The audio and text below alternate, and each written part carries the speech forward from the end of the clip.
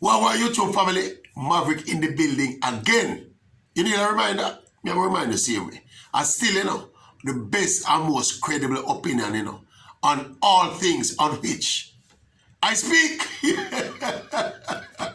And the Oral Tracy Maverick YouTube channel. Remember, we tell your friends, tell your enemies, and tell all the people who you come into contact with, tell them about the Oral Tracy Maverick YouTube channel.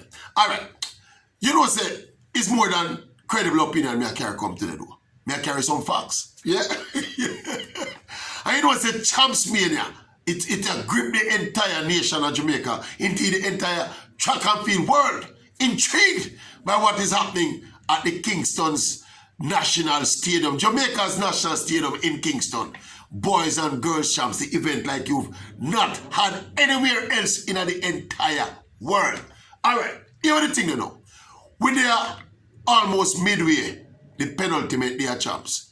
Almost midway, the Friday at champs. Champs start from Tuesday. So this is the 4th day. And say generally, by them time in a champs, you kind of know which team are going to win, because you can tell which team are going to win champs. You did things that take shape and you say all of the preliminary events and all of them something. So generally speaking, no matter how them say champs close, no matter how you see the experts say champs is going to be close and blah, blah, blah. When it comes to this point in a champs, generally, people can tell who are going to win champs. Well, I don't think we've had a champs that's been this close at this time of champs for decades. I can't remember them. I'm going to show you how close champs is right now, about midway, the 4th day of champs. Today, 13 finals, I think, don't we compete today. And then tomorrow, now, Saturday, the culmination that you're going to have all finals whole day Saturday. But listen to the point standings at the end of day 3 and the beginning of day 4, the Friday. Listen to this. Boys section first. Kingston College lead, 124 points. Jamaica College second, 121 points. That's a 3 points differential, 3 points, and of course, both contending schools having them mishaps, because JC, two of the JC 4x1 relays, not in the final. One of the youth them pull up, and the other one, they got disqualified. And of course, KC dropped big points as well. Some of the points that were projected to get from some of the field events no materialize. So they fell short there. So it's almost like the mistakes on both sides are balance out each other. We are getting the top 5. We run off the top 5 for the boys. In a third place is Calabar, expected. Then you have Stets, St. Diego, run out the top 5. So it's Diego, Stets, Calabar, JC, and KC. KC by 3 points. Come on at the girls section now. The leaders, Heidel with 98 points. Guess how much points Edwin Allen have? 97. So 1 point differential between the two top contenders. And like is happening with the boys, and the same thing happening with the girls. You have mishaps on both sides. Probably the biggest mishap to Edwin Allen is the fact that Serena Cole, a star girl and versatile leader, is out of the championships totally. So she out of the long jump, she out of the 100 meters, and she out of the relays. Yeah, possibly, how much points that you look on this? Significant amount of points, even if they have replacements. And likewise, Heidel, 1 or 2 people who supposed to do the thing for Heidel are fall short as well. So the thing are balance out each other. So as it is, we're going to round out the top 5 for the girls now.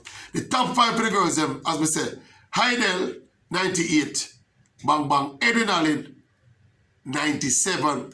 And then you have the other contender, Homewood with 73. Pretty close to, St. Diego, the perennial contenders, St. Diego, 60, Immaculate, 44. That are the top 5 for the girls. So you see that? 4 days. We're into the 4th day. And we still can't tell you who are going to win champs definitively. The 2 teams that we predict for winning was JC and Edwin Allen. The 2 of them in the 2nd place right now. But as we said, 13 finals today and all finals tomorrow. So a whole heap of champs left. The significant point events are actually coming up. Most of them are coming up between tonight into tomorrow, the final day of champs. But look, we have to give Issa credit, you know. You see what is happening with champs now is that the spread of talent is much wider now than in previous years. Me watch the champs from day one, and we realize that a lot of more schools have smaller quality teams in a champs. Some schools have all one outstanding athlete. Yet we see a young lady from Holy Childhood. In all my time I watch and I attend champs. It's the first we see Holy Childhood and get a point at champs. She actually win her event. She's a gold medalist. Yeah, she actually win the, class 2 100 meters. Young lady named Wolf. Very animated and she has celebrated and won by a thing. Holy Childhood, you know. We see teams from Champion, whole heap of non-traditional schools, and these are athletes we are hold them on. And we feel the spread I get wider in terms of the less concentration of top athletes in a particular schools. And we have to give Issa credit. Because Issa did institute this thing where we try and curtail the wide scale, recruiting. It never stop it, but we feel it a bear fruit in a whole widespread the talent is. A major thing we are going with champs though, are the propensity for the top schools. Go foreign for talent. KC take a set for Africa. Some of the other schools, some of them are go down the island. Them they all over the place. Now, all of these efforts are a kind of circumvent the transfer sit-out stipulation. You know, if you go transfer from one Issa school to the next Issa school, you have to go sit out a year. Now, if you carry somebody from St. Vincent or St. Lucia or Uganda, them not have to sit out no year. And I feel that's something Issa have to go look on eventually. Even if you're not going to stop people from recruiting from overseas, because it is obvious. The strategy is obvious. And most of the big teams, we are trying to win champs and do that something. So I circumvent the rule. And Issa maybe need to put some kind of limit on the amount of foreigners where you can carry in, because I don't know. Some people probably think that will be excessive, but they need to think about it.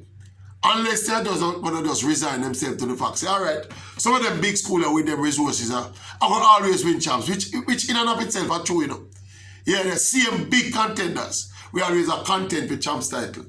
And them indulge in the whole scale international recruiting right now.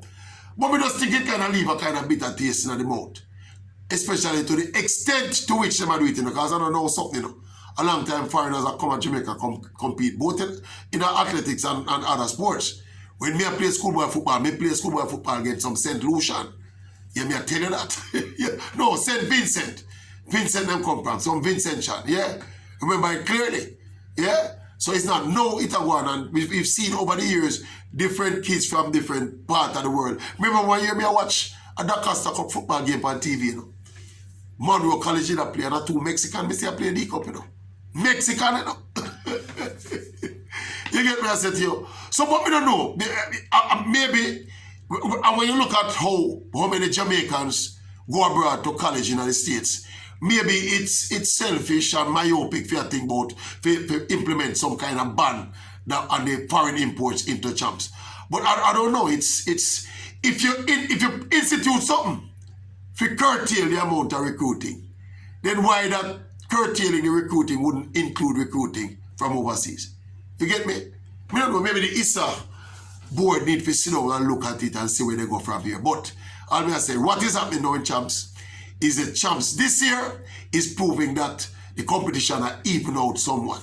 And when you watch the champs and watch the events, you kind of get the impression that this champs here, both of them are going down to the wire. Right down to the wire.